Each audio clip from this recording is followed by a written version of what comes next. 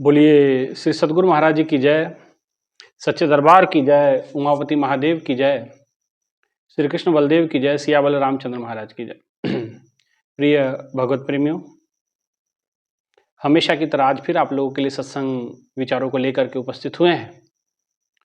जैसा कि आपको विदित है कि आने वाले 29 जुलाई को प्रभु की कृपा से श्री गुरु पूर्णिमा महोत्सव का कार्यक्रम रखा गया है, तो आप सभी से अनुरोध है कि बढ़ चढ़ करके उसमें सहयोग जरूर दें ताकि इस कार्यक्रम को सफल सार्थक किया जा सके। भाइयों बहनों, जैसा कि आपको पता है कि आज हमारे सनातन परंपरा में एकादशी का बड़ा महत्व है। तकरीबन हर सनातन प्रेमी, भगवान को चाहने वाला, किसी न किसी प्रकार से ईश्वर के ऊपर आस्था रखने वाला एकादशी के बारे में भली भांति जानता है। तो 25 तारीख को जो एकादशी पड़ रही है, क्योंकि महीने में 2 एकादशी पड़ती हैं, एक कृष्ण पक्ष में एक शुक्ल पक्ष में, तो ये जो एकादशी आने वाली है, ये जो होगी, ये देवशयनी एकादशी है। कहा जाता है कि क्योंकि बहनें हमारे जो बहुत सारे प्रेमी भक्त हैं वो एकादशी का व्रत रखते हैं, क्योंकि गुरु महाराज जी ने कभी ऐतराज़ नहीं जताया कि कोई व्रत रखे ना रखे, उपवास रखना नहीं रखना, ये आपके ऊपर छोड़ा है। लेकिन आप उत्तर प्रदेश में जाएंगे, जहाँ भी इस प्रकार के जो पाठ पूजा वाले लोग हैं, वो एकादशी का व्रत बड़ा करते हैं। किसी भाई ने मेरे से पूछा भी था कि महाराज जी कौन कौन से व्रत करने के लिए कहते थे। तो महाराज जी कभी इस प्रकार की चर्चा महाराज जी ने की, तो महाराज जी ने यही कहा कि आपकी अपनी इच्छा है। एक दो बार मैंने स्वयं से भी पूछा था महाराज जी से कि गुरुदेव, व्रत या उपवास जो करते हैं, क्या उनके लिए क्या हम बोला करें, क्योंकि कई बार सत्संग में ऐसी बातें बोली जाती, कई बार जो उपवास रखने वाले हैं उनको बुरा लग जाता है। तो गुरु महाराज जी ने कहा कि ऐसा कुछ नहीं है, हमारे तरफ से हम किसी को प्रतिबंधित नहीं करते कि आप व्रत रखें ना रखें। हाँ, उसका आध्यात्मिक अर्थ समझा दिया कीजिए, बाकी आपकी स्वयं की इच्छा है, रखना नहीं रखना आपका अपना मत होना चाहिए, आपके अपने विचार होने चाहिए। ठीक है। तो भाइयों बहनों, एक एकादशी पड़ती है अभी आने वाली, जो है वो देवशयनी एकादशी। अब देवशयनी एकादशी क्यों कहा गया देवशयनी? इसे आषाढ़ी एकादशी भी कहते हैं, आषाढ़ के महीने में आती करके। इसे पद्मा एकादशी भी कहते हैं, और इसे हरिशयनी, मतलब हरिशयनी भी इसको एकादशी माना जाता है। तो इसको ज़्यादातर जो नाम प्रचलन में है देवशयनी। क्यों इसको देवशयनी कहा जाता है? कि भगवान विष्णु आज निद्रा में चले जाते हैं। अब वो 4 महीने तक योग निद्रा में रहेंगे, शेष की सैया पे वो सो जाएंगे, जा करके योग निद्रा में चले जाएंगे, और 4 मास के लिए, चतुर्मास वो उनका, वो अब देव उठनी जो एकादशी आएगी उसमें वो उठेंगे। तो ये 4 मास कोई भी शुभ काम नहीं होता है ऐसा। और आपने देखा होगा पुराने जमाने में चतुर्मासा लोग बहुत करते थे। चतुर्मासा 4 महीने तक सत्संग, प्रवचन, भजन, संकीर्तन, प्रभु की महिमा, मांगलिक कार्य प्रतिबंध हो जाते हैं। भाइयों बहनी, देवशयनी एकादशी, इसके विषय में भी एक कथा बड़ी प्रचलन में आती है, क्योंकि बहनों ने कहा कि इसके विषय में भी कथा, क्योंकि हर कोई ना कोई जो परंपरा है सनातन में, उसकी कोई ना कोई कथा जरूर होती है। इसकी भी कथा है। राजा मानधाता के समय की कथा आती है कि राजा मानधाता एक तो बड़े न्यायप्रिय राजा रहे हैं, और प्रजा को वो बच्चे की तरह प्रेम करने वाले, जैसे अपने बच्चे से प्रेम किया जाता है ऐसे वो प्रजा से प्रेम करते हैं। प्रजा का हित, प्रजा की भलाई, इसी में उनका सारा राजकाज चलता है। जहाँ तक उनका राज है, सब प्रभु की कृपा से, ईश्वर की दया से सब कुछ अच्छा है, सब कुछ सामान्य है, सब सुखी हैं, सभी निरोग हैं।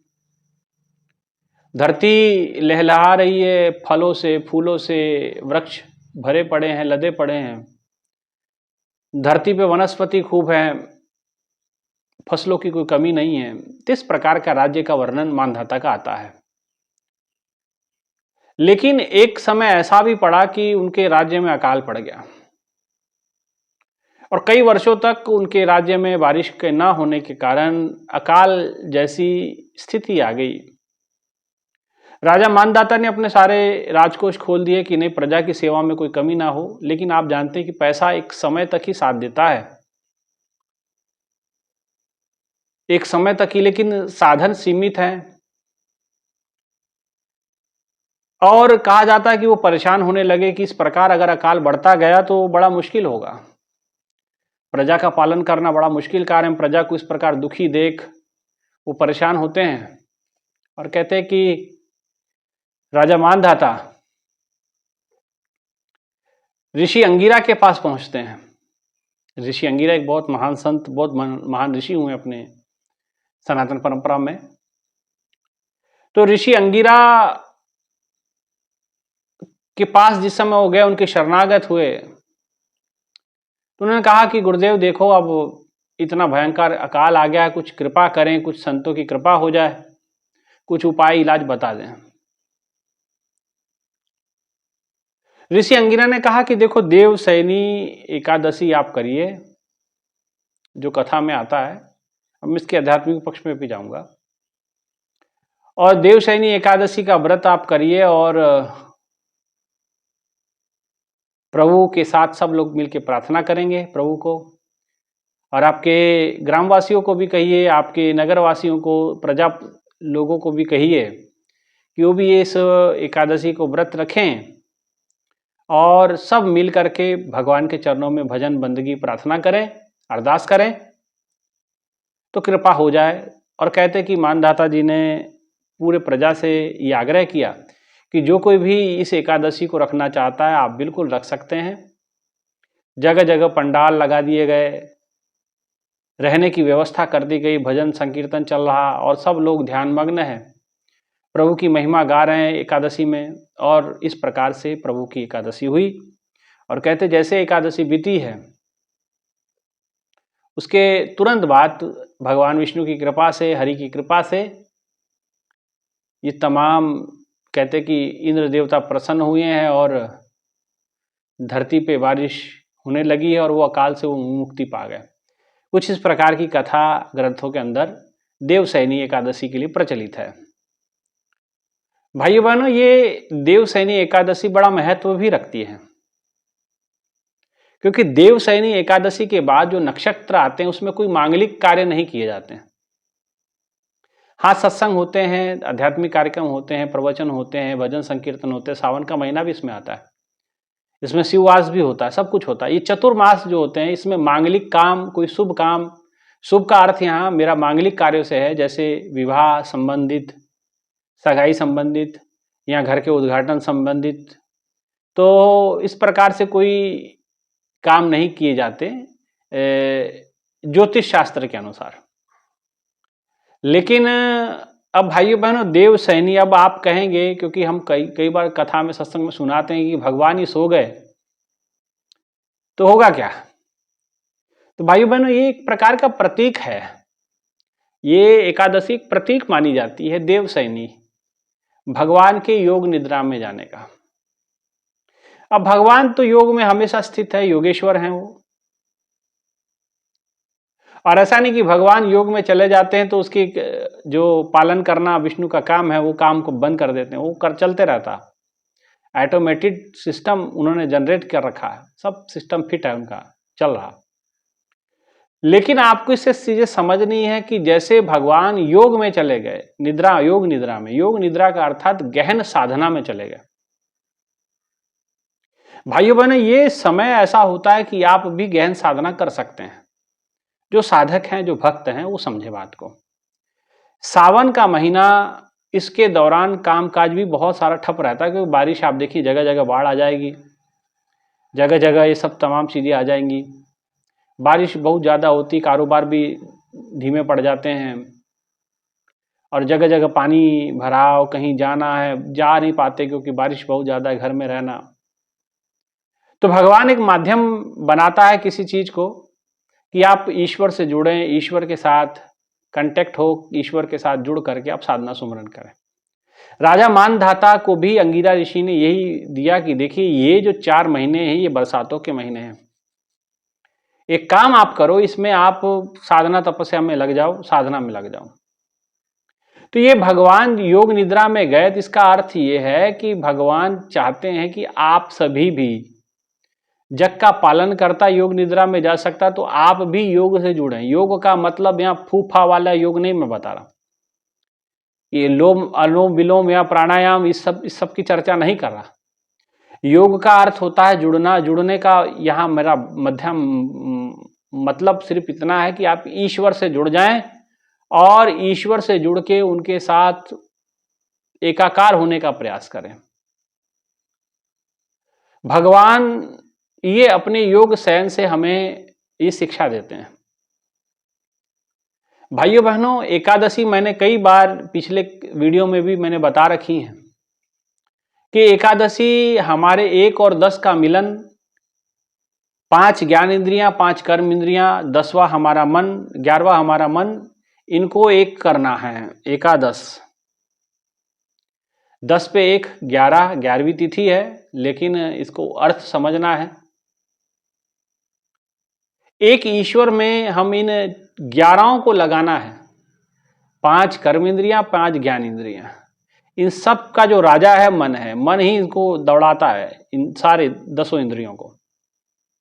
तो इन सबों को पकड़ करके एक ईश्वर में जोड़े। तो भगवान अंगिरा जी ने राजा मानधाता को यही कहा कि आप अपनी समस्त इंद्रियों को एकाग्र करिए और ध्यान में डूबिए, जुड़ जाइए, जब तक भगवान आपकी इच्छा पूरी ना करे, जब तक आपकी मनोकामना पूर्ण ना हो। तो राजा मानधाता ने अंगिरा ऋषि की जो बात मानी और उन्होंने आग्रह भी किया, सारी प्रजा जो भी करना चाहे वो भी आप आ सकते हैं। तो सभी राजा की बात सब मानते हैं, क्योंकि राजा न्यायप्रिय, सारी जनता जानती कि राजा कैसा है। तो सब लोगों ने राजा की बात मानी और सब लोग ध्यानस्थ हो गए और देवशयनी एकादशी की उन्होंने व्रत किया, ऐसा कहा जाता है। तो व्रत का मतलब यहाँ प्रतिज्ञा होता है। व्रत का मतलब उपवास, उपवास का मतलब नजदीक वास करना, ईश्वर के नजदीक वास करना। आज मानधाता के जितने प्रजाजन हैं, स्वयं राजा मानधाता परिवार समेत ईश्वर के नजदीक वास कर गए। ईश्वर के साथ समीपता उन्होंने स्थापित कर ली और उनके साथ साथ प्रजाजनों ने भी। और इसके जो मार्गदर्शन देने वाले थे वो ऋषि अंगिरा थे। तो ऋषि अंगिरा के, सतगुरु अंगिरा के मार्गदर्शन के अंतर्गत उनके सारे भक्त, राजा मानधाता और उनकी प्रजाजन प्रभु की समीपता को प्राप्त किए, माने गहन साधना को किए। और जब गहन साधना को वो किए, गहरी साधना को किए, तो कहते जो बात दवा से ना हो जाए तो बात दुआ से होती है। साधना में बड़ी पावर है, साधना में बड़ी शक्ति है, नाम स्मरण में बड़ी शक्ति है। तो उन्होंने, सब लोगों ने मिलकर सत्संग, प्रवचन, भजन, नाम स्मरण, प्रभु की सेवा, सारे काम उन्होंने, जो ईश्वर के जुड़े हुए काम, जिससे ईश्वर से जुड़ा जा सकता है, वो सारे काम किए। और कहते कि उनके इस प्रभाव से जब आप पुण्य कर्म करते हैं तो प्रकृति भी प्रफुल्लित होती है। तो प्रकृति में दोबारा जो रौनक उसकी लौट गई थी, जो खराब हो गई थी स्थिति, कहीं पेड़ पौधों पे पत्ते नजर नहीं आ रहे थे, सूखा पड़ा हुआ था, ईश्वर की कृपा, ऋषि अंगिरा के मार्गदर्शन और सब लोगों का एकीकृत होकर के प्रभु के चरणों में प्रार्थना। तो इन सब का प्रभाव क्या हुआ? इन सब का प्रभाव हुआ कि वो इतने भयंकर सूखे से वो निजात पा गए, है ना। तो इसलिए भाइयों बहनों, हमें भी चाहिए कि हम, जैसे सूखा केवल प्रकृति का सूखा नहीं होता, सूखने का मतलब यहां वहां राज्य में सूखा पड़ा, लेकिन आज आपके जीवन में भी सूखा है, ये बात समझना।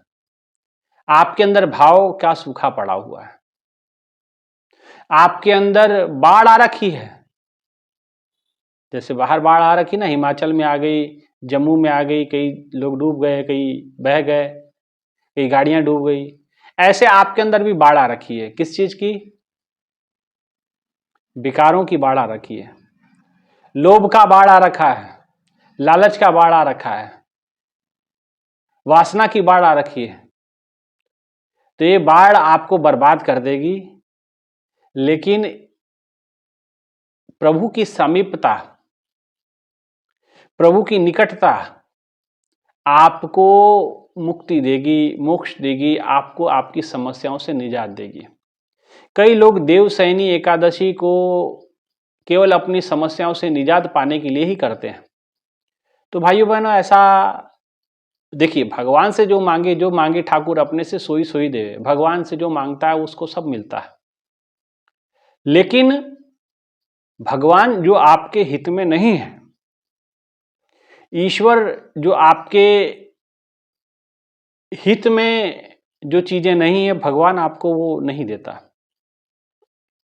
इसलिए आपको चाहिए कि हम सब मिलकर के डट के साधना करें। सच्ची एकादशी यही है, असल में एकादशी यही है। 5 कर्म इंद्रियां, 5 ज्ञान इंद्रियां, 11वां मन, इन सब को पकड़ के प्रभु के चरणों में लगाना माने एकादशी। अब इस प्रभु को इसको नाम दिया गया देवशयनी। तो भगवान सोने का मतलब योग निद्रा में गए, वो सोते नहीं। अगर वो सो जाएंगे तो पालन कौन करेगा धरती का? ऐसा नहीं, वो सोते नहीं हैं, वो योग निद्रा में गए हैं, योग की अवस्था में गए हैं, और वो हमेशा योग से जुड़े रहते हैं, है ना। इसीलिए भगवान सोते नहीं हैं, लेकिन वो योग निद्रा, समाधि की गहनतम अवस्था मानी जाती है योग निद्रा, उसमें वो जाते हैं। और इसलिए भाइयों बहनों, हमें भी प्रभु की जैसी उन्होंने बनाया अपने आप को कि योग निद्रा में चले गए, ऐसे हमें भी योग के परम अवस्था को प्राप्त करने का प्रयास करना पड़ेगा।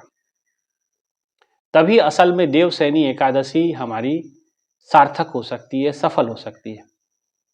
भाइयों बहनों, केवल भूखे रह लेना एकादशी नहीं है।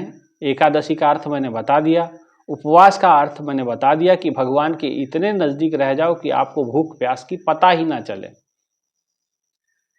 लेकिन आप लोग जबरदस्ती खाना छोड़ते हैं। अगर आप बीमार हैं तो ना छोड़ें, कुछ ना कुछ जरूर खाएं, पानी तो पीते ही रहें कम से कम, है ना। कई बहनें ऐसी हैं, अभी पिछले बार जब एकादशी हुई तो निर्जला एकादशी थी, लोगों ने पानी छोड़ दिया। अब दूसरे दिन डॉक्टरों के घर में जाके ग्लूकोज की बोतलें लगती रही, उनको सलाइन चढ़ते रहा। तो ऐसी भी एकादशी क्या ही मनाना, जो घर वाले बाद में जाके उनको पंचायत हो जाए, उनको दिक्कत हो जाए। तो ऐसी एकादशी नहीं मनाई जाती। एकादशी का अर्थ होता है ईश्वर में स्थित हो जाना, अपने संपूर्ण प्रेम के साथ, श्रद्धा के साथ, विश्वास के साथ, पूर्ण ध्यान के साथ, साधना के साथ मिल करके आप पूरा जो है ध्यान करते हुए प्रभु की समीपता को प्राप्त करें। यह असल में एकादशी है, ठीक है ना। इसलिए अब भगवान उठेंगे चतुर्मास के बाद, 4 मासा। आप जानते हैं कि 4 मास तक बहुत जगह जगह कथा, सत्संग, प्रवचन, बहुत कुछ होता है ना। अभी कावड़ यात्रा शुरू हो जाएगी सावन में। कावड़िए हरिद्वार तक पहुंचेंगे, इधर बैजनाथ धाम जाएंगे, गंगा जल लेकर के पहुंचेंगे। तो इसलिए हमें चाहिए कि हम सभी ईश्वर में स्थित हों, और असल में एकादशी हमारी तभी सार्थक है। भाइयों बहनों, देवशयनी एकादशी का इतना ही अर्थ है। इसलिए आप चाहिए कि आप डट करके प्रभु की साधना भजन करें। असल में एकादशी वही है, ठीक। कथा मैंने आपके सामने रख दी। अब आपकी इच्छा है। कई लोगों ने मेरे से पूछा था कि एकादशी का व्रत रखना चाहिए कि नहीं रखना चाहिए। आपकी स्वयं की इच्छा है। आप रखना चाहें तो रखें, नहीं रखना चाहते हैं तो आपकी स्वयं की इच्छा। हम इसमें हाँ या ना नहीं करेंगे। वो लोग पूछ रहे थे कि महाराज जी ने कौन कौन से व्रत रिकमेंड किए हैं। महाराज जी ने तो कहा है कि देखिए, आप रखना चाहे तो रखें, नहीं रखना चाहें तो कोई बात नहीं, हमारे तरफ से कोई पाबंदी नहीं। हमारे तरफ से तो इतना ही कहना है कि साधना सुमरन जरूर करें, और जितने देर साधना में बैठोगे उतने तो मुंह तो चलेगा नहीं, उतने समय तो भूखे रहेंगे, है कि नहीं। तो वही असल में एकादशी हो जाती है। इसलिए जितना अब ये 24 घंटे की होती है, तो आप भी कर सकते हैं, प्रतिज्ञा कर सकते हैं, मन में प्रतिज्ञा धारण कर सकते हैं कि हम भी डट के साधना भजन करें, यही असल में एकादशी है, ठीक है ना। इसलिए इतना कोई ज़्यादा इसमें समझने की ज़रूरत नहीं होती, यही एकादशी की विशेषता है। और आप सभी को देवशयनी एकादशी की हार्दिक हार्दिक शुभकामनाएं। और 29 जुलाई को हमारी गुरु पूर्णिमा, गुरुदेव की कृपा से गुरु पूर्णिमा का महोत्सव हम मनाने जा रहे हैं, तो आप सभी उसमें धन के रूप में सहयोग जरूर दे सकते हैं। कैसे देना है, तो आप मेरे डिस्क्रिप्शन में मेरा नंबर है, आप उस पर जो भी सहयोग देना चाहते हैं धन के रूप में आप उसमें भेज सकते हैं, फ़ोन पे, पेटीएम के द्वारा, ठीक है। इतना कहते हुए विचारों को विराम देते हैं। बोलिए श्री सद्गुरु महाराज जी की जय, सच्चे दरबार की जय, उमापति महादेव की जय। धन्यवाद।